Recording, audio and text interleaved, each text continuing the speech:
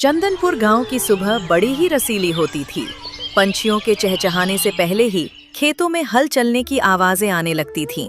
यहाँ के लोग जितने सख्त मिजाज के थे, उतने ही कोमल दिल और खाने के शौकीन भी थे।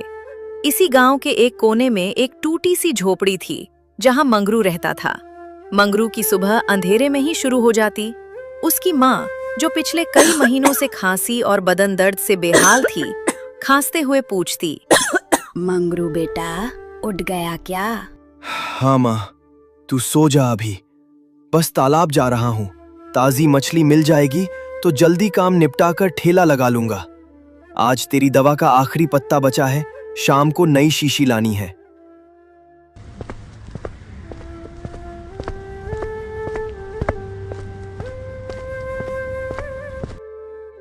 मंगरू तालाब पहुंचता। वहां से ताजी रोहू और कतला मछली चुनता। घर आकर वह घंटों पसीना बहाता। उसने एक अजीब मेल किया था, शहर वाली चाउमीन और गांव की मछली। वो मछली को छोटे छोटे टुकड़ों में काटकर उसमें सीक्रेट मसाले मिलाकर कुरकुरा तलता और फिर नूडल्स के साथ ऐसे मिलाता कि खुशबू से पूरा मोहल्ला महक उठता। दोपहर के 2 बजे गांव के तिराहे पर मंगरू ने अपना पुराना लकड़ी का ठेला खड़ा किया। लोहे की कड़ाही गरम हुई और उसमें जैसे ही उसने लहसुन और मिर्च का तड़का लगाया, लोगों के कदम खुद ब खुद खिंचे चले आए।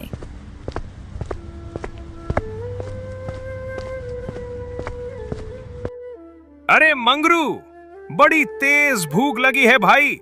जरा एक प्लेट अपनी वो जादुई चाउमीन लगा तो जल्दी से। मंगरू ने फुर्ती से हाथ चलाया। चम्मचों की खटखट आवाज हुई और प्लेट सज गई।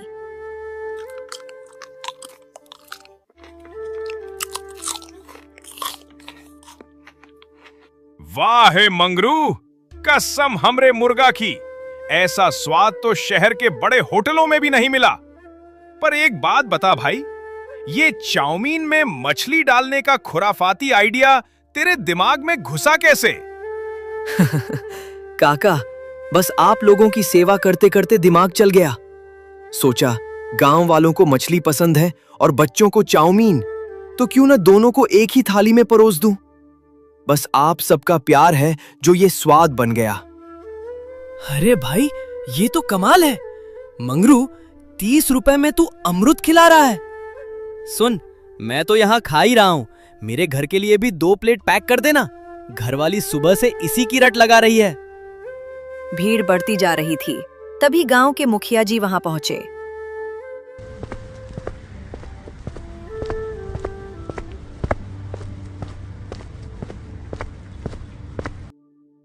नमस्ते मुखिया जी, आज आप इस तरफ कैसे?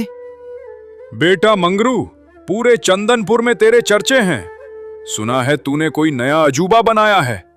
जरा हमारे लिए भी एक प्लेट लगा, देखे तो सही किस बात का इतना शोर है। मुखिया जी अभी अपनी प्लेट का इंतजार ही कर रहे थे। तभी मंत्री और उसके साथ एक और आदमी ठेले पर आता है।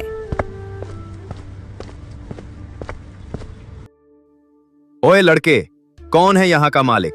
सुना है तूने कोई फिश चाउमीन नाम की चीज बनाई है। लोग कह रहे हैं तेरे हाथ में जादू है। चल, ज्यादा देर मत कर, हम दोनों के लिए एक एक प्लेट लगा। मुखिया जी को मंत्री का ये लहजा पसंद नहीं आया। उन्होंने शांत स्वर में कहा, मंत्री जी, ये हमारा गांव है और ये बच्चा बड़ी मेहनत से अपना घर चलाता है।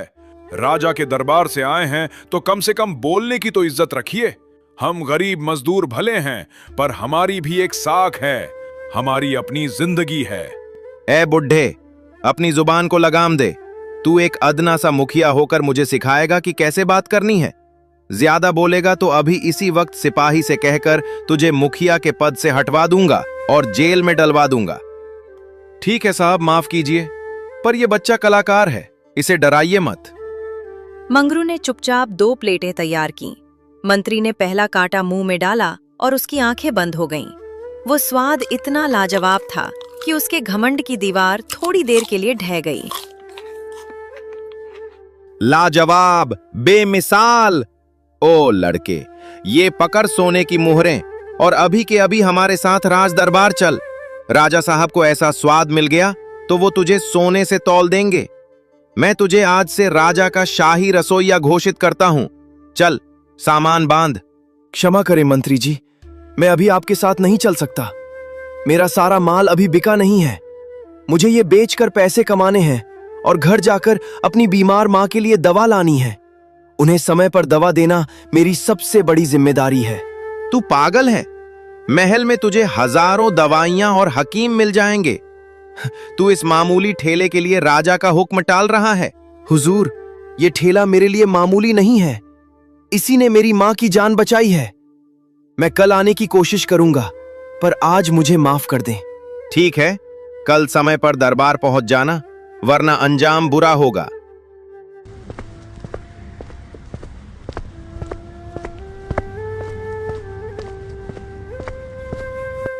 मंत्री के जाने के बाद सन्नाटा पसर गया। मुखिया जी के चेहरे पर उदासी थी। उन्होंने धीरे से मंगरू के पास जाकर पूछा, बेटा, क्या तू सच में हमें छोड़कर चला जाएगा? राजा के यहां जाएगा तो फिर इस गांव की धूल और हमारे जैसे गरीबों को तो भूल ही जाएगा ना? मुखिया जी, आप कैसी बातें कर रहे हैं? इस गांव की गलियों ने मुझे चलना सिखाया। जब मेरे घर में खाने को दाना नहीं था, तब इसी गांव के लोगों ने अपनी रोटी में से मुझे हिस्सा दिया था। इस गांव ने मुझे मंगरू नाम दिया और मेरी पहचान बनाई। मैं राजा के महल के सोने के पिंजरे में नहीं रह सकता। मुझे तो आप लोगों का प्यार और ये खुली हवा चाहिए। मैं इस गांव को छोड़कर कहीं नहीं जा रहा। आप निश्चिंत रहें, कल भी मेरा ठेला यहीं लगेगा और परसों भी।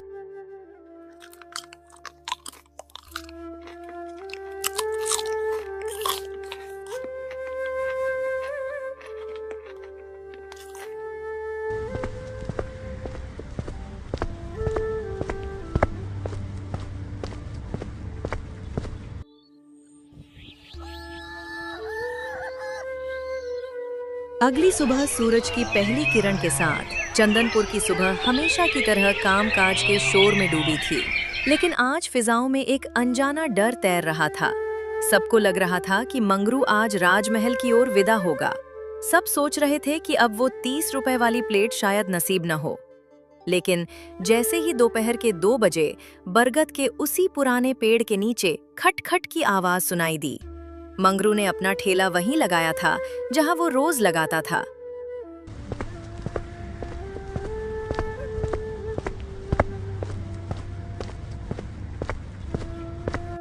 अरे मंगरू, तू अभी यहीं है? हमें तो लगा तू सुबह सुबह घोड़े पर बैठकर राजमहल की रसोई संभालने चला गया होगा।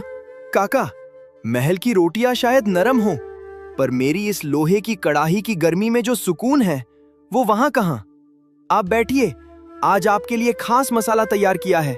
ग्राहक आते रहे, स्वाद लेते रहे और चलते बने।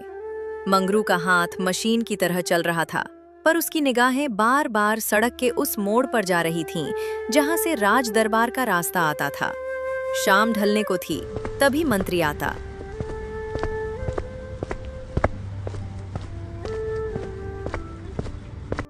क्यों रे साले, तेरी इतनी मजाल? कल तुझे बड़े प्यार से समझाया था, मौका दिया था, पर तूने राजा के हुक्म की तौहीन की, एक मंत्री की बात को ठुकरा दिया। तुझे इस गांव में रहना है या नहीं? मंत्री जी, मुझे माफ कर दें। मैंने कल भी कहा था और आज भी कह रहा हूं, मैं अपनी बूढ़ी और बीमार मां को तड़पता छोड़कर कहीं नहीं जा सकता, चाहे राजा साहब बुलाएं या कोई और। मेरा पहला धर्म मेरी मां है। बेवकूफ, अपनी उस बुढ़िया को भी साथ ले चल। महल के कोने में उसे भी जगह मिल जाएगी। वहां राजवैद्य उसका इलाज करेंगे। यहां इस धूल मिट्टी में मर जाएगी वो। हुजूर, बात सिर्फ रहने की नहीं है, बात हुनर की है। मैं अपना ठेला यहीं लगाऊंगा। मैं राजा का गुलाम हो सकता हूं, मेरा शरीर उनकी कैद में रह सकता है, पर मेरा हुनर किसी का गुलाम नहीं हो सकता। ये स्वाद चंदनपुर की मिट्टी का है, राजा के महल की संगमरमर की दीवारों का नहीं। अगर राजा साहब को सच में ये स्वाद चखना है तो उन्हें खुद चलकर मेरे इस मामूली ठेले पर आना होगा, अन्यथा मैं जाने वाला नहीं हूं। तुझे अंदाजा भी है तू किससे और किस जुबान में बात कर रहा है? एक अदना सा रेहड़ी वाला राजा को सड़क पर बुलाएगा? तेरी मौत तुझे बुला रही है मंगरू। क्षमा करें हुजूर, अगर मुझसे कोई गुस्ताखी हुई हो तो मैं माफी चाहता हूं, पर मेरा फैसला अटल है। मैं नहीं जा सकता। मतलब नहीं जा सकता। ठीक है, बहुत देख लिया तेरा स्वाभिमान। अब कल सुबह तेरा क्या हश्र होगा ये तू सोच भी नहीं सकता। कल सुबह जब सिपाही आएंगे और तेरा ये ठेला और तेरी झोपड़ी राख कर देंगे, तब तुझे समझ आएगा कि राजा से टकराने की कीमत क्या होती है। आज तो मैं जा रहा हूं, पर कल की सुबह तू कभी भूल नहीं पाएगा। इतनी बात कर मंत्री वहां से चला जाता है और फिर अगली सुबह आम सुबह जैसी नहीं थी। सूरज की पहली किरण अभी ढंग से धरती पर उतरी भी नहीं थी कि राजा अपने मंत्री के साथ मंगरू के घर आ गया। कहाँ है रे मंगरू? ए कलमुहे, बाहर निकल। देख, साक्षात महाराज तेरे दरवाजे पर खड़े हैं। तेरी गुस्ताखी का हिसाब करने खुद राजा आए हैं। बाहर आ। प्रणाम महाराज। इस तुच्छ सेवक की कुटिया पर आपके चरण पड़े, मैं धन्य हो गया। महाराज, यही है वो ढीठ मंगरू। कल मैंने इसे आपका संदेश दिया, राजमहल में रसोइया बनने का न्योता दिया, पर इसने बड़े घमंड से आपके हुक्म को लात मार दी। इसने कहा कि ये नहीं आएगा। मंगरू, मंत्री जो कह रहा है क्या वो सच है? क्या तुम्हें राजमहल की सुख सुविधाओं से चिढ़ है, या तुम्हें हमारी सत्ता का डर नहीं? महाराज, आप मेरे लिए अन्नदाता हैं, राजा बाद में है, पर मेरे लिए मेरी माँ सबसे पहले है। वो बिस्तर पर है, बीमार है। मैं उन्हें इस हाल में छोड़कर किसी अनजान के भरोसे नहीं जा सकता था।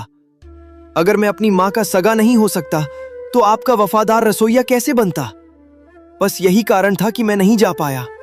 मंगरू की बात सुनकर वहां सन्नाटा छा गया। राजा की आंखों में एक चमक सी आई। उन्होंने भी अपनी माँ को खोया था। वह एक माँ की ममता और बेटे के फर्ज की कीमत जानते थे। मंगरू, तुमने आज मेरा दिल जीत लिया।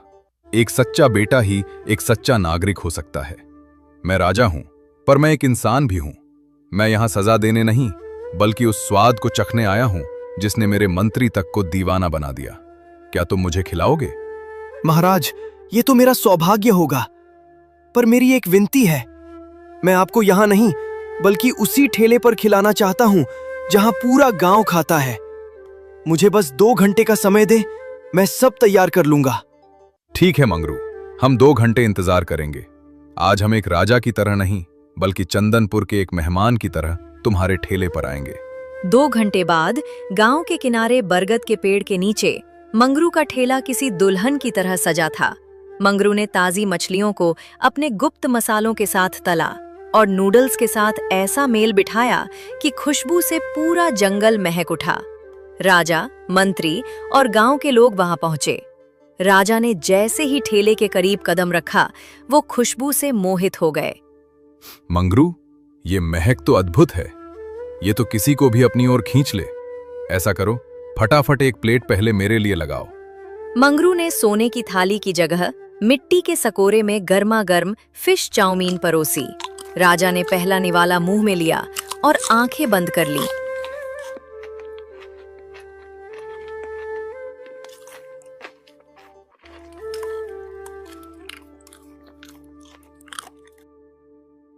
गजब, वाकई गजब। ऐसा स्वाद, ऐसा अंदाज मैंने अपनी जिंदगी में कभी नहीं चखा।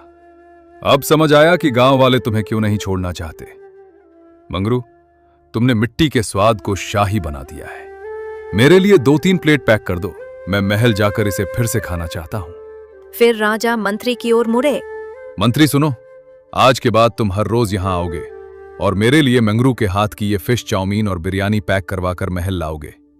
ये मेरा आदेश है। पर महाराज, मैं एक मंत्री हूं और आप एक चक्रवर्ती सम्राट। लोग क्या सोचेंगे कि राजा एक सड़क किनारे लगने वाले ठेले का खाना मंगवाता है। एक ठेले वाले की इतनी औकात कि हम उसके पीछे दौड़ें। मंत्री, अपनी सोच बदलो। पहले मेरी प्रजा है, तब मैं राजा हूं। अगर मैं अपनी प्रजा के हुनर का सम्मान नहीं कर सकता, उनकी मेहनत को समझ नहीं सकता, तो मुझे राजा कहलाने का कोई हक नहीं है। स्वाद और हुनर किसी महल के मोहताज नहीं होते। क्षमा महाराज, मुझसे बड़ी भूल हुई। मैं रोज आऊंगा और आपके लिए मंगरू के यहां से खाना लेकर आऊंगा। मंगरू, तुम्हारी मां की दवा और देखभाल के लिए जितने भी पैसों की जरूरत हो, मंत्री से ले लेना।